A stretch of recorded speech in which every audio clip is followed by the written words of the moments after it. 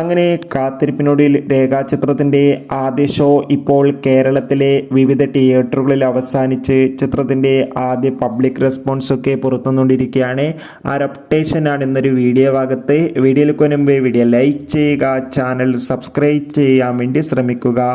ആസിഫ് അലി, അനശ്വര രാജൻ എന്നൊക്കെ പ്രധാന കഥാപാത്രങ്ങളായെത്തി.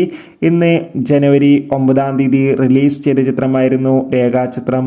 എല്ലാ സിനിമാ പ്രേമികളും ഒരേപോലെ ചിത്രത്തിൻ്റെ റിലീസിനായി കാത്തിരിക്കുകയായിരുന്നു. ഫൈനലി ചിത്രത്തിൻ്റെ ആദ്യ ഷോ ഇപ്പോൾ കേരളത്തിലെ വിവിധ തിയേറ്ററുകളിൽ അവസാനിക്കുമ്പോൾ ചിത്രത്തിന് മികച്ചൊരു പോസിറ്റീവ് റെസ്പോൺസ് ആണ് വന്നുകൊണ്ടിരിക്കുന്നത്.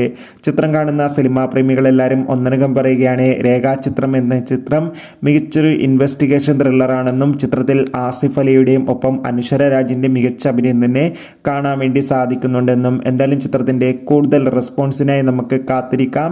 ചിത്രത്തിന് വേണ്ടി എത്ര പേർ കാത്തിരുന്ന് കമൻറ്റ് ചെയ്യുക. ചിത്രം കണ്ടവരുടെ അഭിപ്രായം കൂടി കമൻറ്റ് ബോക്സിൽ രേഖപ്പെടുത്താൻ വേണ്ടി ശ്രമിക്കുക. Bye bye.